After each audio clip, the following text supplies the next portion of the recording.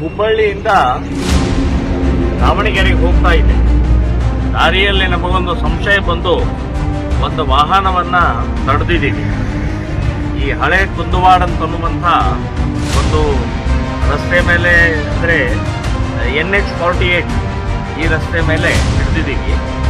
ಅದು KA-16C 8422 Muslim owner ಇದ್ದಾರೆ ಇದರ ಗಾಡಿದು. ಆಮೇಲೆ ಡ್ರೈವರ್ ನಜೀರುಲ್ಲಾ ಅಂತ ಹೇಳಿ.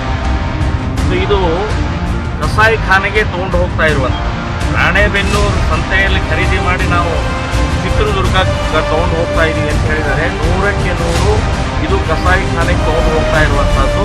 ಅದನ್ನು ಹಿಡಿದು ನಾವು ಇಲ್ಲಿ ವಿದ್ಯಾಗಿರಿ ಪೊಲೀಸ್ ಸ್ಟೇಷನ್ಗೆ, ಅವರು ವಿದ್ಯಾನಗರ ಪೊಲೀಸ್ ಸ್ಟೇಷನ್ಗೆ ಅವರು ಹೋಗ್ತಿದ್ದೀವಿ. ಅವರು ಬಂದಿದ್ದಾರೆ.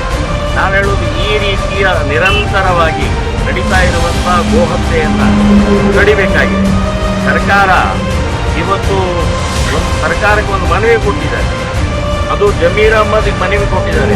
ಕೆಲವೊಂದು ಮುಸ್ಲಿಂ ಮುಖಂಡರು, ಮುಸ್ಲಿಂ MLAಗಳು ಏನು ಅಂತಂದರೆ, ನಮಗೆ ಪ್ಯಾಕ್ಡ್ ಬೀಫ್ ಅದನ್ನು ಮಾರಾಟ ಮಾಡೋಕ್ಕೆ ಆಂಧ್ರ ಮತ್ತು ತೆಲಂಗಾಣದಿಂದ ತಂದು ಇಲ್ಲಿ ಮಾರಾಟ ಮಾಡೋಕ್ಕೆ ಅವಕಾಶ ಮಾಡಿಕೊಡ್ಬೇಕು ಅಂತನ್ನುವಂಥದ್ದು. ನಾಚಿಕೆ ಬರೋದಿಲ್ಲ ನಿಮಗೆ? ಇಲ್ಲಿ ಗೋಹತ್ಯೆ ನಿಷೇಧ ಆಗಿದೆ ಕರ್ನಾಟಕದಲ್ಲಿ. ಇನ್ನೂವರೆಗೆ ನೀವೇನು ಲಿಫ್ಟ್ ಮಾಡಿಲ್ಲ. ಗೋಹತ್ಯೆ ನಿಷೇಧ ಕಾನೂನು ಜಾರಿ ಆದಂಥ ಸಮಯದಲ್ಲಿ ಬೀಫ್ ಮಾರಾಟ ಕೊಡಬೇಕು ನಿಮಗೆ? ಸಗಣಿ ತಿನ್ರಿ ನೀವು. ನಾಚಿಕೆ ಮಾನ ಮರ್ಯಾದೆ ಇಟ್ಕೊಂಡು ಇಲ್ಲಿಯ ಮುಸ್ಲಿಂ ದಾದಾಗಿರಿ ಮಾಡೋದು, ಮುಸ್ಲಿಂ ಏನು ಬೇಕಾದ ಮಾಡೋದು ಅಂತ ಅನ್ನೋದು ನಡೆಯಂಗಿಲ್ಲ. ಇದೆ ಕಾನೂನಿದೆ, ಸಂವಿಧಾನ ಇದೆ. ಡಾಕ್ಟರ್ ಅಂಬೇಡ್ಕರ್ ರಚಿತವಾದಂಥದ್ದು. ಅವ್ರು ಹೇಳಿದಾರೆ ಅದರೊಳಗೆ ಗೋವನ್ನ ಕಡಿಬಾರದು ಅಂತನ್ನುವಂಥದ್ದು ಸಂವಿಧಾನದಲ್ಲೇ ಬರೆದಿದೆ. ಆದರೂ ನೀವು ಈ ರೀತಿ ನಿರಂತರವಾಗಿ, ನಮಗೆ ಸಂಶಯ ಬಂದಿದ್ದು ಹೇಗಂದ್ರೆ ಟೋಟಲ್ ಪ್ಯಾಕ್ ಇದೆ. ಯಾರಾದರೂ ರೈತರು ಈ ರೀತಿ ಪ್ಯಾಕ್ ಮಾಡ್ಕೊಂಡು ತಗೊಂಡು ಹೋಗ್ತಾರೆ. 4 ಇದಾವೆ ಅದರಲ್ಲಿ, ಒಂದಲ್ಲ 4 ಸಣ್ಣ ಇದ್ರೊಳಗೆ. ಸೊ ಈ ಹೋಗೋದ್ರೊಳಗೆ ಸತ್ತು ಹೋಗ್ತಾವ, ಅಷ್ಟು ಭಯಾನಕವಾಗಿ ತುಂಬಿದ್ದಾರೆ.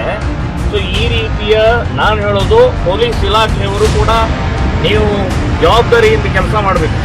ನಮಗೆ ಕಣ್ಣಿಗೆ ಬೀಳುತ್ತೆ, ಪೊಲೀಸರು ನಿಮಗೆ ಕಣ್ಣಿಗೆ ಬೀಳುವುದಿಲ್ಲ? ನಿಮಗೆ ಗೊತ್ತಾಗುವುದಿಲ್ಲ ಇದು? ಮತ್ತು ಚೆಕ್ ಪೋಸ್ಟ್ ಇರುವಂಥದ್ದು ಯಾವುದಕ್ಕೋಸ್ಕರ? ಬರೀ ದುಡ್ಡು ತೊಗೊಳಗೋಸ್ಕರನಾ ಚೆಕ್ ಪೋಸ್ಟ್ಗಳು? ಚೆಕ್ ಮಾಡ್ಬೇಕು. ಏನು ನಿಮಗೆ ಸಂಶಯ ಬಂದ ತಕ್ಷಣ ನಿಲ್ಲಿಸಿ ಅವ್ರು ಕೇಳೋ ಹಕ್ಕಿದೆ ನಿಮಗೆ. ಸೊ ಅದನ್ನೂ ಮಾಡುವುದಿಲ್ಲ. ಗೋಹತ್ಯೆ ನಿಷೇಧ ಕಾನೂನು ಜಾರಿಯಲ್ಲಿ ಇದ್ದಾಗಲೂ ಕೂಡ ಕಸಾಯಿಖಾನೆಗಳಿಗೆ ನಿರಂತರವಾಗಿ ಹೋಗ್ತಾ ಇರುವಂತದ್ದು ನಾನು ಖಂಡಿಸ್ತಾ ಇದ್ದೀನಿ. ಇದು ಕಾಂಗ್ರೆಸ್ ಸರ್ಕಾರದಲ್ಲಿ ಆಗ್ತಾ ಇದೆ. ಕಾಂಗ್ರೆಸ್ ಮುಸ್ಲಿಂ ತುಷ್ಟೀಕರಣದ ಹಿನ್ನೆಲೆಯಲ್ಲಿ ಆಗ್ತಾ ಇದೆ ಅಂತ ಸಿಕ್ಕಾಪಟ್ಟೆ ನಮ್ಮ ಕಣ್ಣಿಗೆ ಬಿದ್ದಿದ್ದು ಇದು ಒಂದು ಅಥವಾ ಇನ್ನೊಂದು ಇರಬಹುದು. ನಿರಂತರವಾಗಿ ಹೋಗ್ತಾ ಇದೆ. ಸೊ ಈ ಡಿಪಾರ್ಟ್ಮೆಂಟಿಗೆ, ನಾನು ಪೊಲೀಸ್ ಡಿಪಾರ್ಟ್ಮೆಂಟಿಗೆ ಹೇಳೋದು, ಒಂದು ವಿಶೇಷವಾದಂಥ, ಇದಕ್ಕೋಸ್ಕರನೇ ಈ ರೋಡ್ನಲ್ಲಿ ಓಡಾಡಲಿ ಪ್ರತಿನಿತ್ಯ 10-15 ವೆಹಿಕಲ್ಗಳು ಸಿಗ್ತವೆ. 100 ಆಕಳುಗಳು, 100 ಹೋರಿಗಳು, ಎತ್ತುಗಳು ಸಿಗ್ತವೆ. ಸೊ ಈ ರೀತಿ ಬೇಜವಾಬ್ದಾರಿಯಿಂದ ನಡ್ಕೊಂಡು ಹೋದ್ರೆ ನಾಳೆ ನಿಮ್ಮನೆ ಮಕ್ಕಳು ಕೂಡ ಹಾಲು ಕುಡಿಯೋದು ಕಷ್ಟ ಆಗುತ್ತೆ, ಅನ್ನ ತಿನ್ನೋದು ಕಷ್ಟ ಆಗುತ್ತೆ. ನಮಗೆ ಅನ್ನ ಹಾಕ್ತಾ ಇದ್ದಾರೆ, ಹಾಲು ಕೊಡ್ತಾ ಇದೆ, ಔಷಧಿ ಕೊಡ್ತಾ ಇದೆ, ಗೊಬ್ಬರ ಕೊಡ್ತಾ ಇದೆ. ಅಂತ ಗೋಮಾತೆಯನ್ನು ಕೊಲೆ ಮಾಡ್ತಾ ಇದ್ರೆ ನಿಮಗೆ ಪಾಪಿಸ್ಟರು ನೀವೆಲ್ಲರೂ.